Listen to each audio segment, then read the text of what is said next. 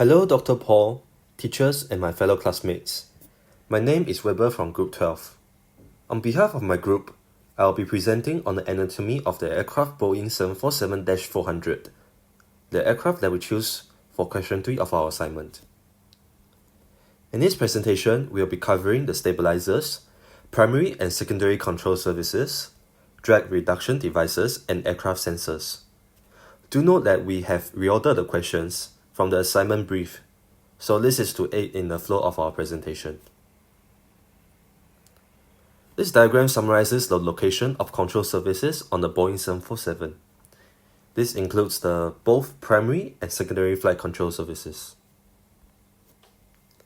Next, I'll talk about the stabilizers. The tail usually has a fixed horizontal piece, which is called the horizontal stabilizer, and a fixed vertical piece called the vertical stabilizer. The stabilizer's job is to provide stability for the aircraft to keep it flying straight. Vertical stabilizers are typically found on the aft end of the fuselage, as part of the aircraft's empennage. And these are intended to reduce the aerodynamic side slip and provide directional stability. On the aircraft, vertical stabilizers generally point upwards, and this upward mounting position has two major benefits. The drag of the stabilizer increases at speed, which creates a nose-up movement that helps to slow down the aircraft and prevent dangerous overspeed. Second, when the aircraft banks, the stabilizers produce lift which counters the banking moment and keeps the aircraft upright in the absence of the control input. If the vertical stabilizer was mounted on the underside, it will produce a positive feedback whenever the aircraft dives or banks, and this is inherently unstable. A horizontal stabilizer is used to maintain the aircraft in longitudinal balance. It exerts a vertical force at a distance, so the summation of pitch moments about the center of gravity is zero. The vertical force exerted by the stabilizer varies with flight conditions, which changes with the aircraft loading and fuel consumption. Another role of the horizontal stabilizer is to provide longitudinal static stability. This maintains a constant aircraft attitude without active input from the pilot. Ensuring static stability of an aircraft with a conventional wing requires that the aircraft's center of gravity to be ahead of the center of pressure. If an aircraft is longitudinally stable, a small increase in angle of attack will create a negative nose-down pitching moment on the aircraft, so that the angle of attack decreases. Similarly, a small increase in angle of attack will create a positive nose-up pitching moment, so that the angle of attack increases. There are a variety of empennage designs with different stabilizer positions that will alter the stability and moments on the aircraft. But for the Boeing 747, it uses a conventional tail design because it provides adequate stability and control while the structure allows it to be lightweight. Next, I'll talk about the primary control services of the Boeing 747. Control services effectiveness increases when the aircraft speed due to the higher mass of air over the surface. Thus, at low speed, large inputs may be required to achieve the desired results. Smaller control surface movement is required at higher speeds, and in more sophisticated aircraft, control surface travel is automatically limited when the aircraft is flown above the maneuvering speed to prevent deflection angles that could potentially result in structural damage to the aircraft. Ailerons are a primary flight control service which control movement about the longitudinal axis of an aircraft.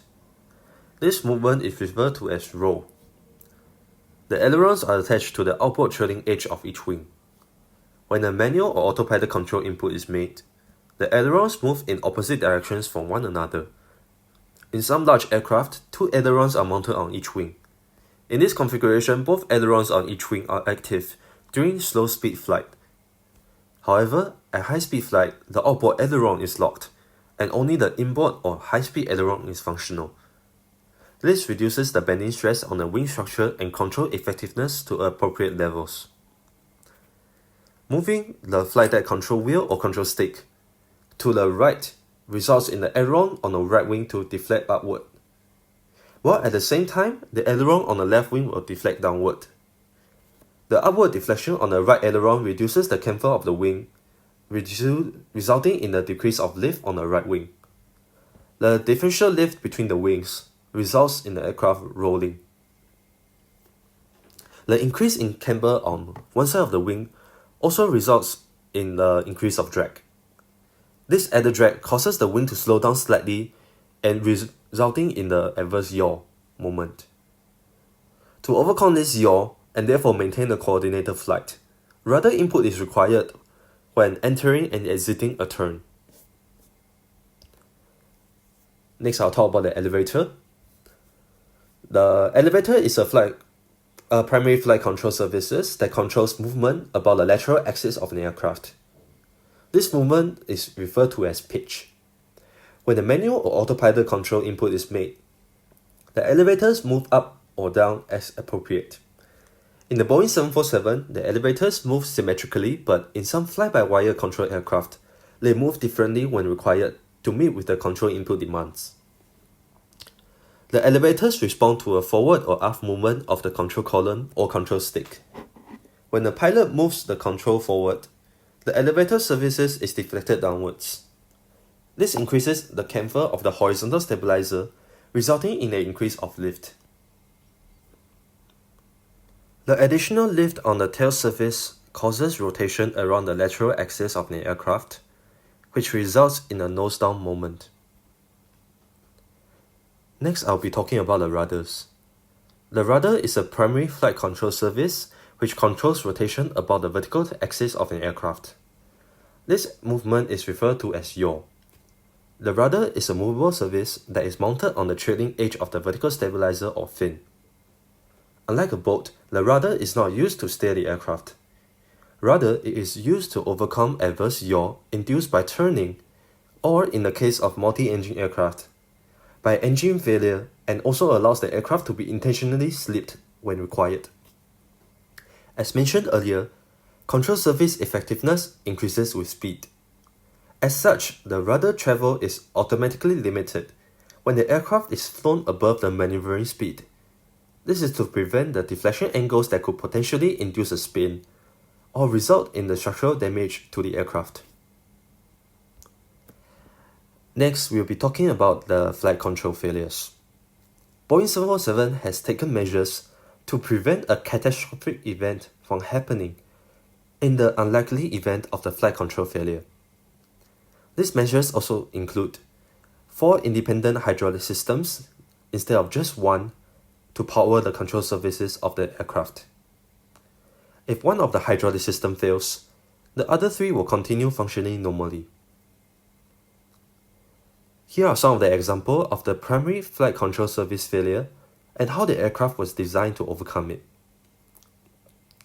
In the event of the pitch control failure, which means the elevator or stabilizer is not working, the pilot can adjust the thrust power, more power to pitch up or less power to pitch down.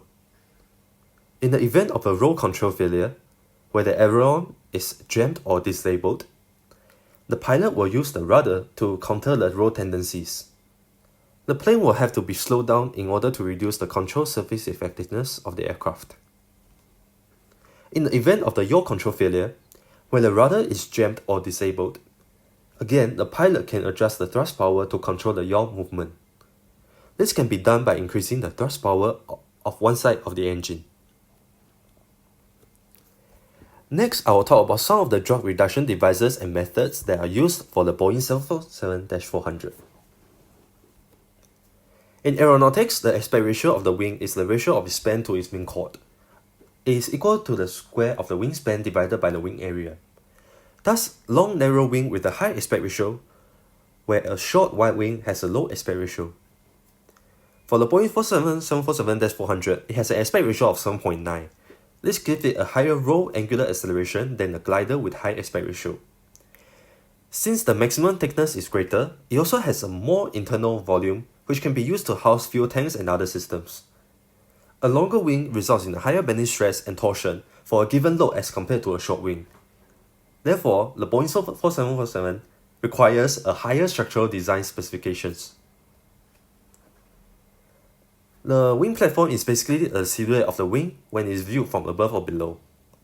The Boeing 747-400 has a triangular leading edge, a large wingspan, and tapers progressively in chords towards the wingtip.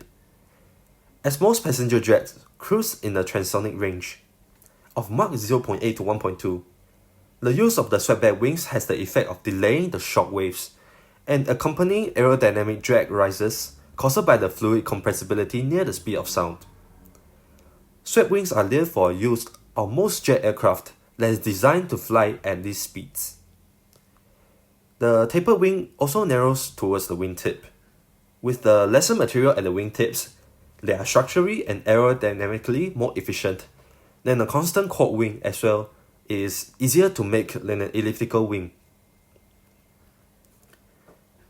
Skin friction. As the molecules flows past the surfaces, the viscous resistance to that flow becomes a force which retards forward motion. The amount of friction drag that is created per square meter of the surface area is relatively small. However, as the boundary layer covers much of the surface of the aircraft, friction drag can be quite significant in large aeroplanes. Rough surfaces accelerate the transition of boundary layer airflow from the laminar to the turbulent, which increases the thickness of the airflow disruption within the boundary layer. This increases results in more air molecules being affected by the movement of the aircraft. In order to minimize the skin friction, we can smooth the exposed surfaces of the airplane by using flush rivets on the leading edges and through painting, cleaning, waxing, polishing, and the uses of surface coatings. Winglet devices increases the lift generated at the wingtip. By smoothing the airflow across the upper wing near the tip, reduces the lift-induced drag caused by the wingtip vortices, will improve the lift-to-drag ratio. And in turn, this also increases the fuel efficiency in powered aircraft, and also this in turn increases the range of the aircraft. Wingtip devices can also improve the aircraft handling characteristics and enhance safety for any trailing aircraft. Such devices increase the effective aspect ratio of a wing without greatly increasing the wingspan. Extending the span would lower lift-induced drag, but would also increases parasite drag and would require boosting the strength of the weight of the wing. At some point, there is no net benefit from further increased span. The first airliner to use the winglets is actually Boeing 747-400 in 1988, and it is installed on almost all Boeing airliners. The winglets result in a 3% increase in long-range cruise for Boeing 747. The next main topic I'll be talking about is the secondary flight control services, and also I'll elaborate more on the lift augmentation devices used on the Boeing 747. So first we'll talk about the slats. The slats are basically aerodynamic surfaces on the leading edge of the wings.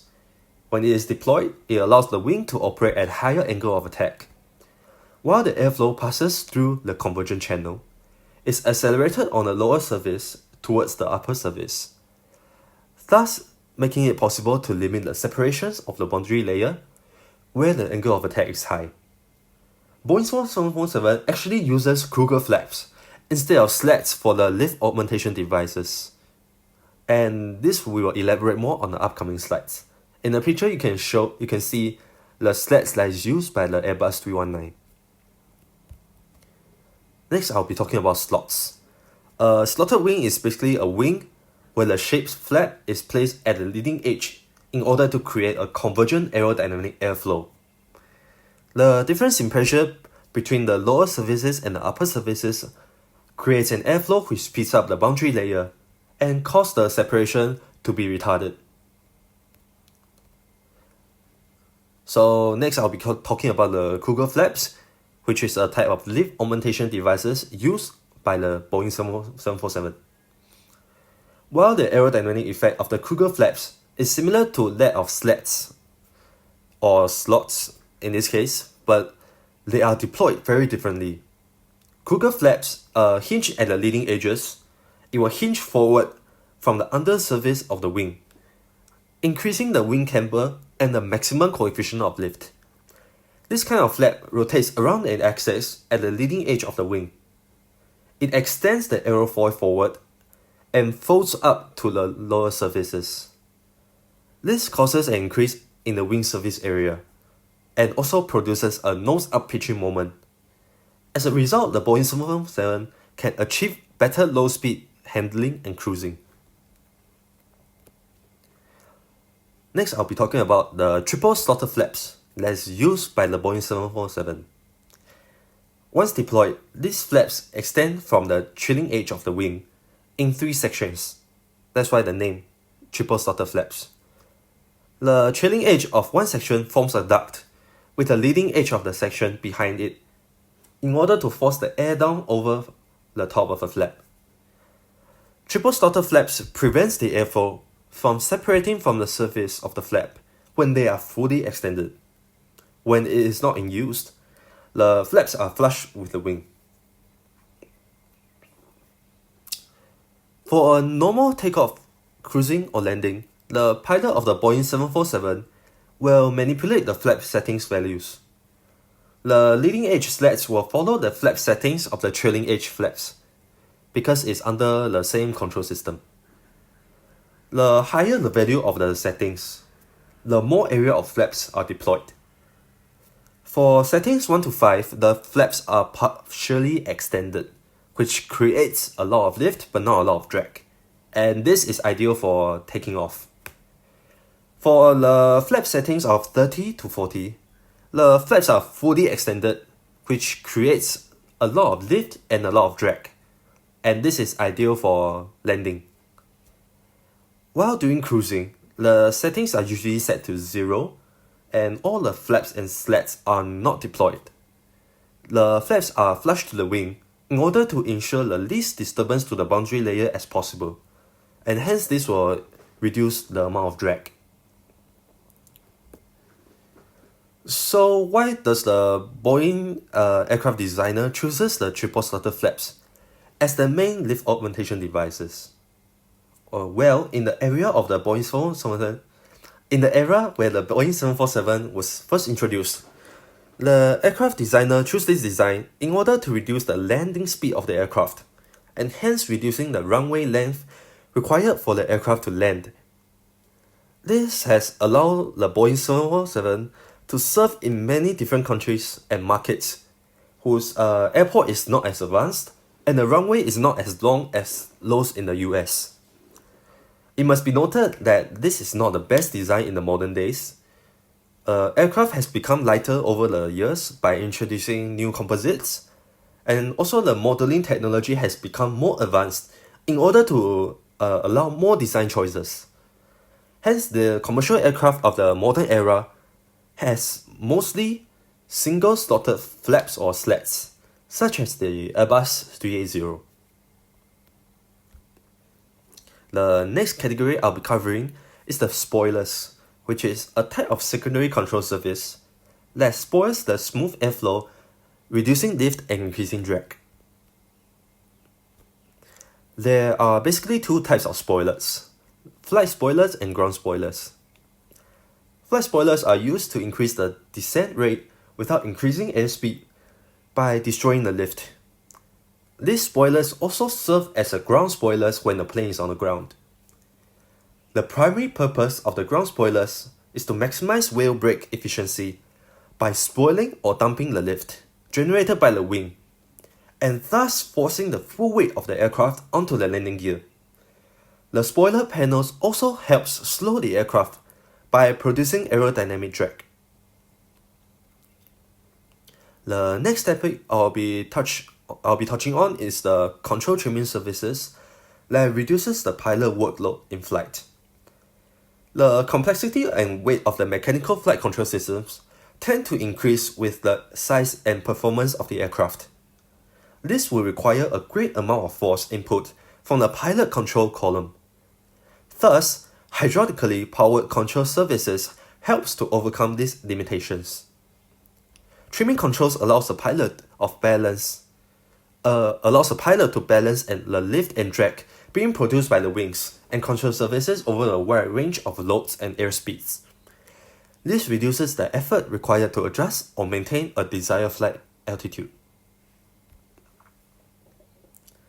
A stabilizer, which is more frequently a all-moving tail or all-flying tail, is a fully movable aircraft stabilizer. It serves the usual functions of providing longitudinal stability. Control and stick force requirements otherwise performed by the separation parts of a conventional horizontal stabilizer and elevator. Apart from a higher efficiency and high Mach number, it is a useful device for changing the aircraft balance within wide limits and for mastering the stick forces. Because it involves a moving balance surface, a stabilizer can allow the pilot to generate a given pitching moment with a low control force. Due to the high force involved in tail balancing loads, stabilizers are designed to pivot about their aerodynamic center.